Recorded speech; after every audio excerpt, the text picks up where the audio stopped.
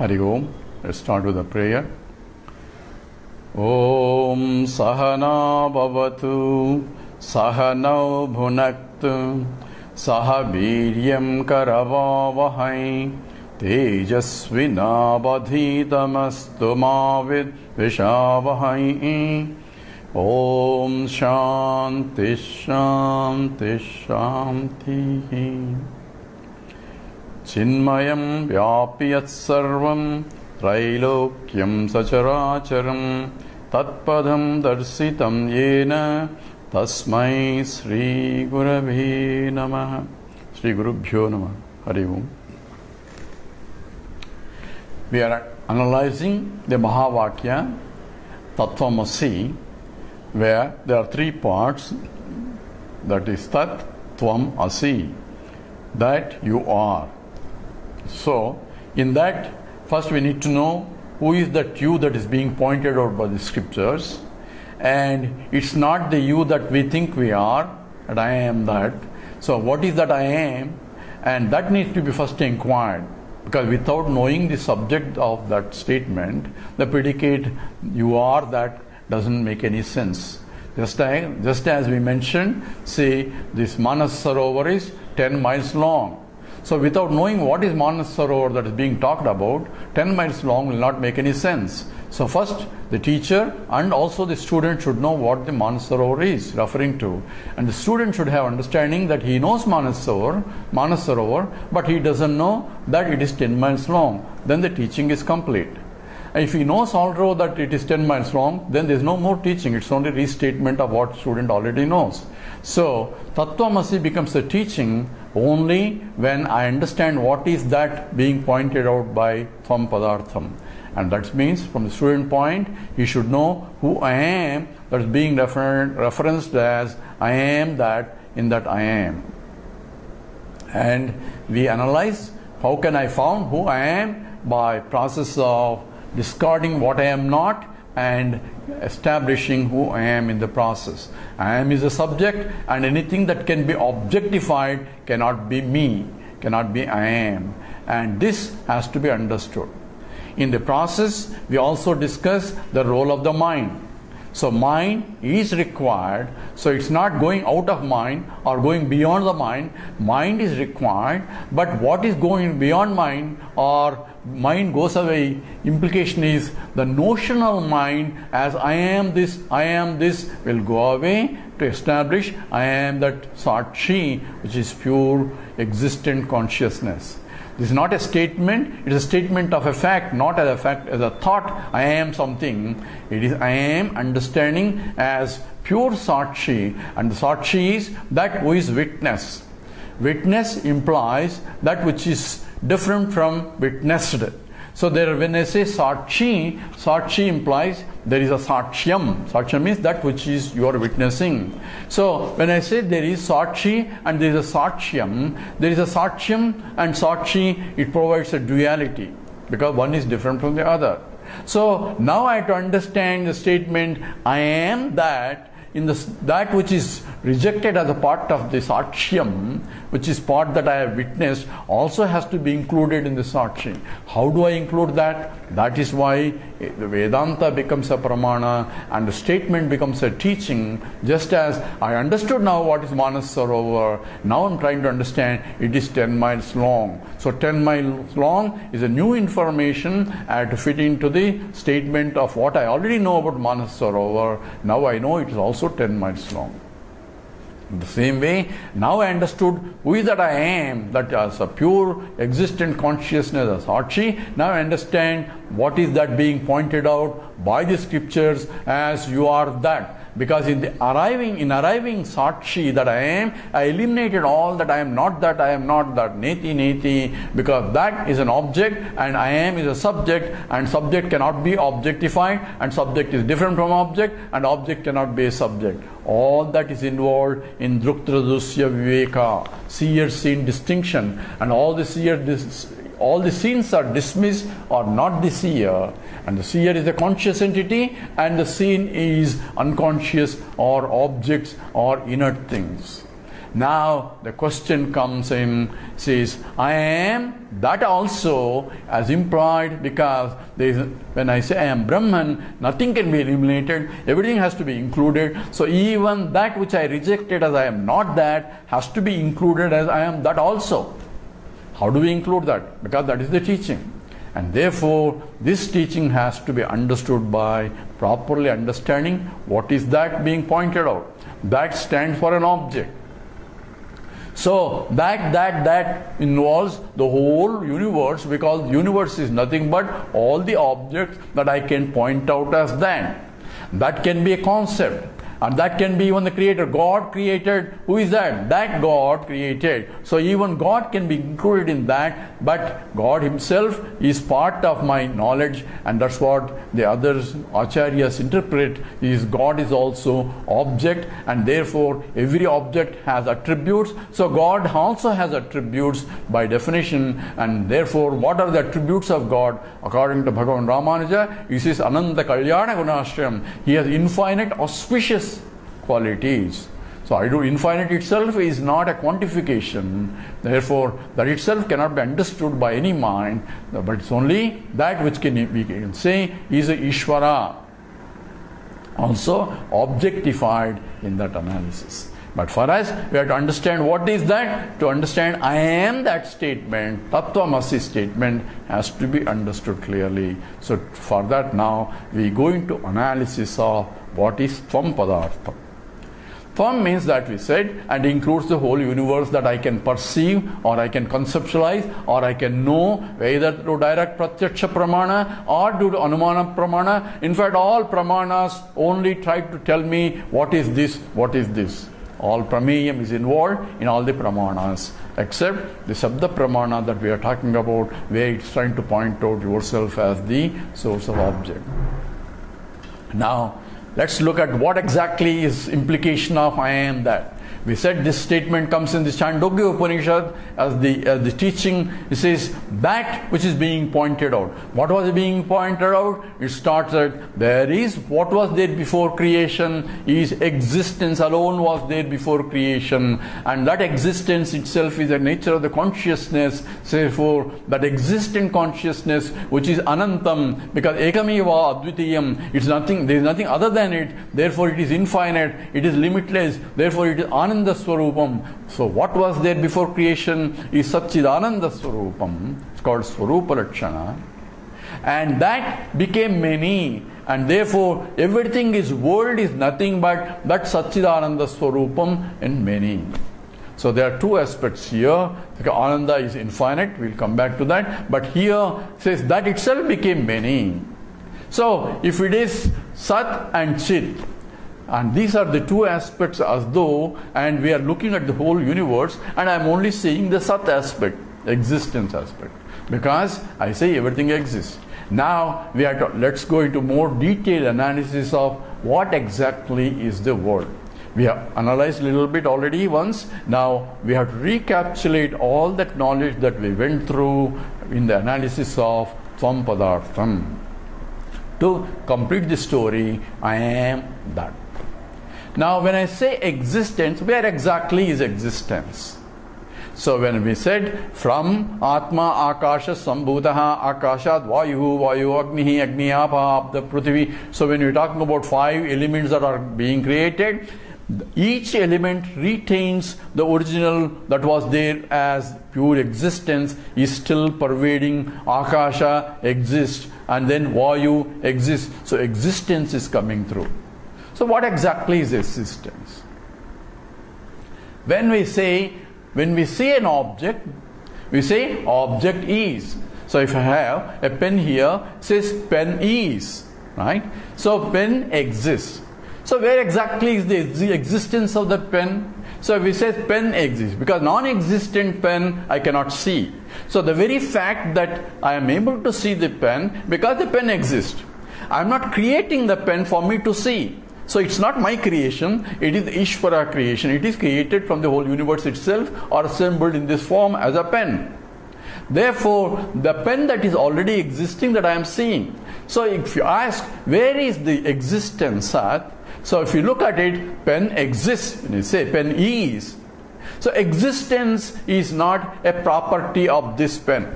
Number one. Why? Because we can analyze logically.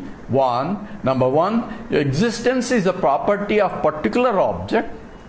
Then you say other object also exist. So existence should be property of other object too. So if there is a pen and surrounding the pen there is a space.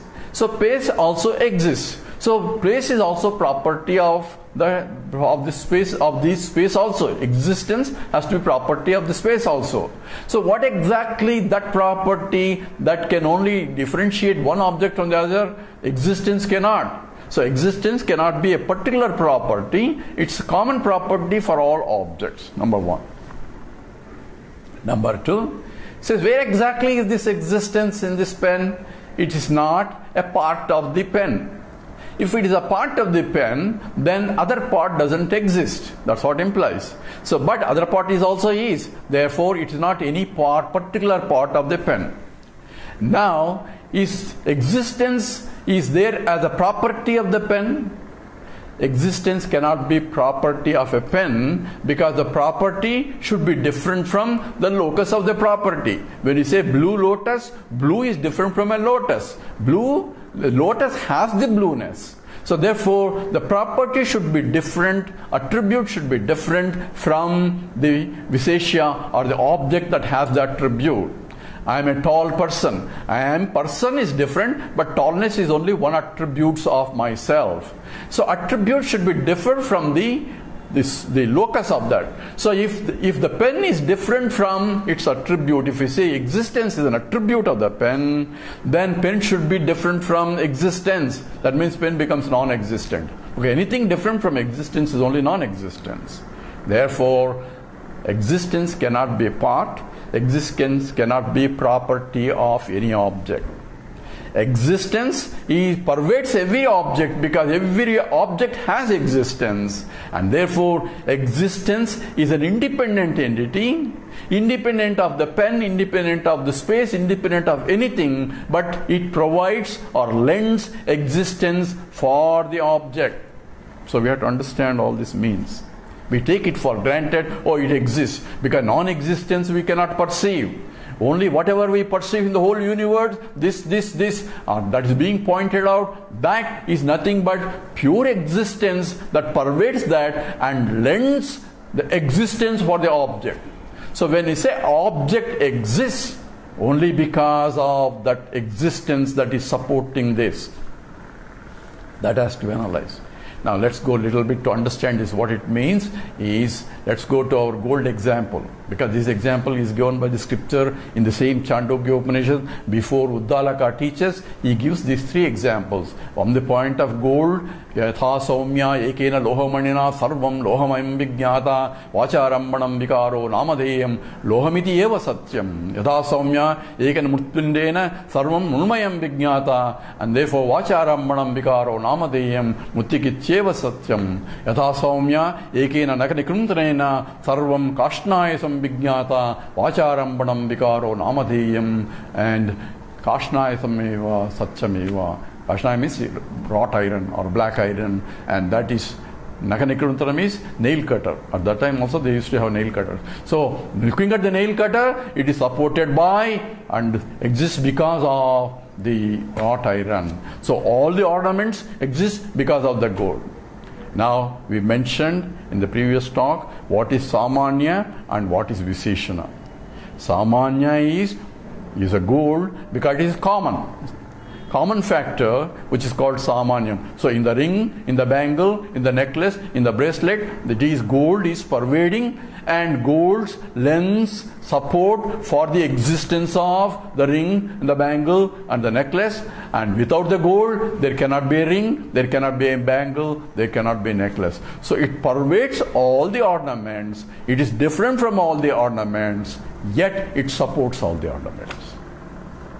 All that is implied when we say gold became ornaments. This is what I told in terms of vivarta, modification, where there is transformation, where there is no really transformation, but it's only apparent transformation. Gold is as though appears to be transforming into a ring and a bangle and a necklace, yet remaining as a gold all the time. So gold really not has undergone any change, but there seems to be a change, and that is change of state is called Maya.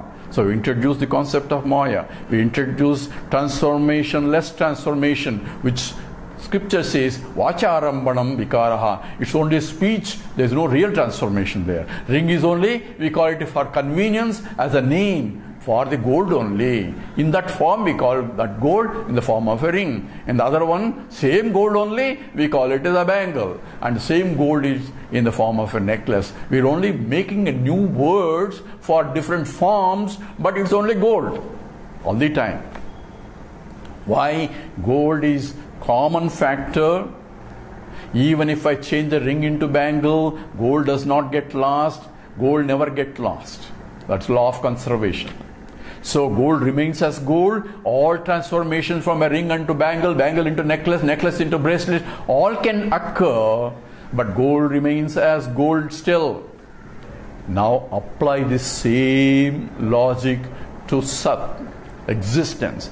Every object has one common factor because it exists.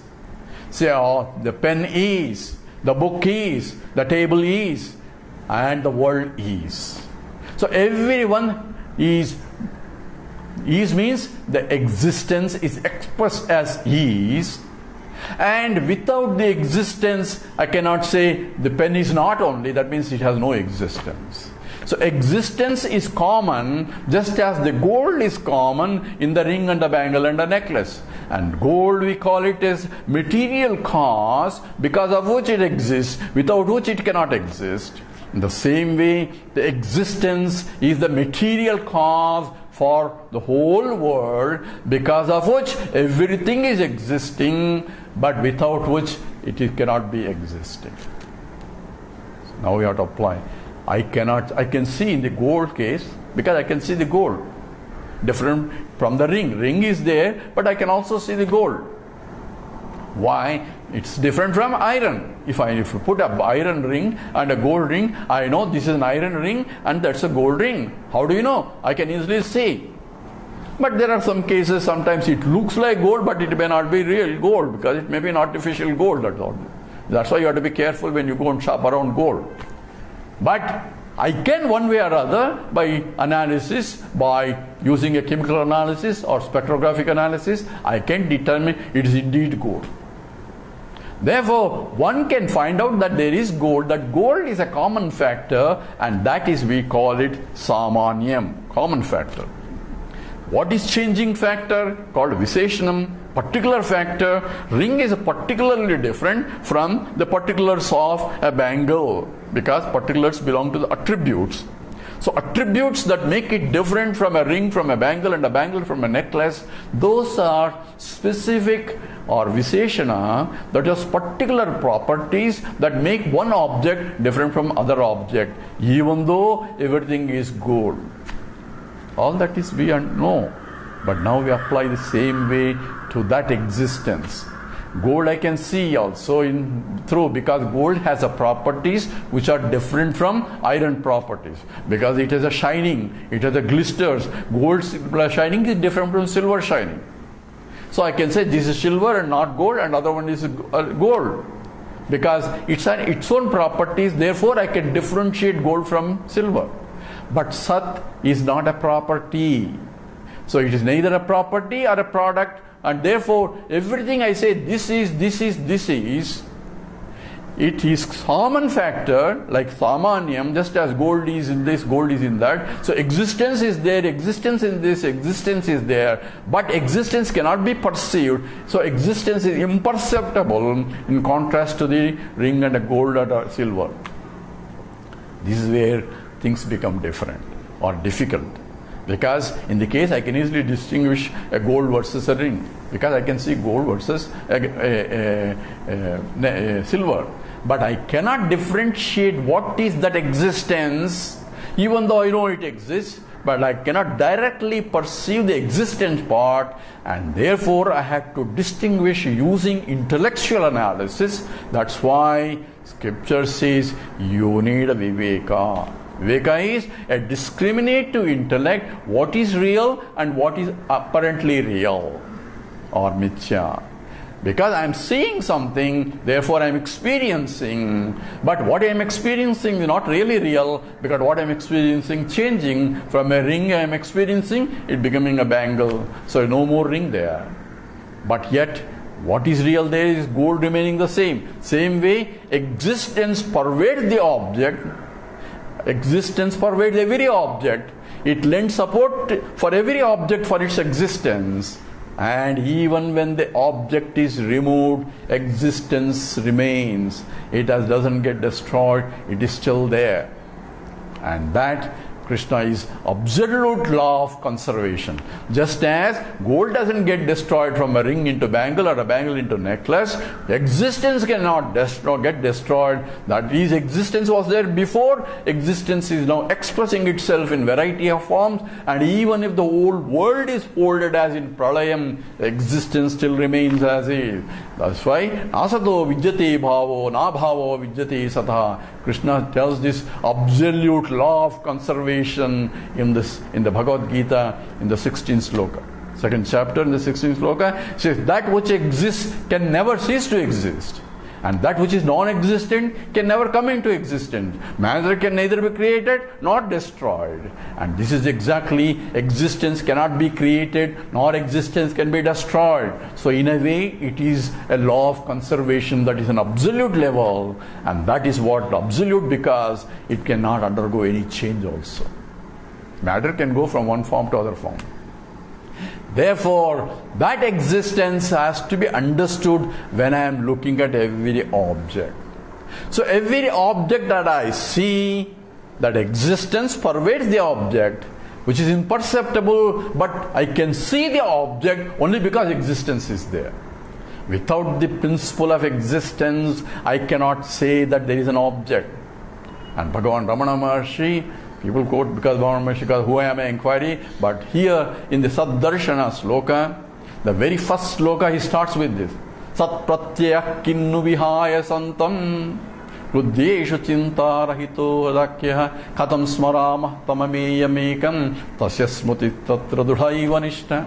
The very first line, Sat pratyaya kinnu vihaya santam, says kinnu vihaya, santam vihaya. Santam vihaya means without the principle of existence. Sat pratyaya kinnu, how can I know what existence is? The very principle of existence is pervading everywhere. So every object is there because of the very existence principle is already there before, I can say. Without that, I cannot know anything. Now, the question is that I have to recognize the presence of existence in every object that I see. When I say that, we are not talking about the superficial changing things. Now we are talking about that which is permanent, eternal, changeless entity, and that you are. See, the statement is, I am existent, and the world is existence. Existence pervades that I am the subject, and existence pervades the object that this I am seeing. That existence, you are indeed, when you say Sakshi, has to be existent entity, and that's a conscious entity. That existent consciousness is indeed you are the whole universe, and that statement comes clear when I understand the very existence is the very substratum of the whole universe that I am seeing, and that's exactly what is being pointed out as you are. What I am rejecting is only superficial things, that is vacharambanam, only namke vaste, that is ring is different from bangle, bangle is different. I don't care for the ring and the bangle, I only care for how much gold it is. I care for the existence part of it. I still use a ring as a ring and a bangle as a bangle. There is no confusion, knowing very well it is really existence only. I can use the gold as one, preserve it and sell it on the basis of gold, even though ring can be used as a ring and a bangle can be used as a bangle and necklace can be used as a necklace. All that has to be understood in the transaction, but yet I have to understand the truth behind it. We'll come back to it with the prayer now. Om Purnamada Purnamidam Purnat Purnamudachyate Purnasya Purnamadaya Purnameva Vasishyate. Om Shanti Shanti Shanti. Harihi Om. Sri Gurubhyo Namaha. Harihi Om.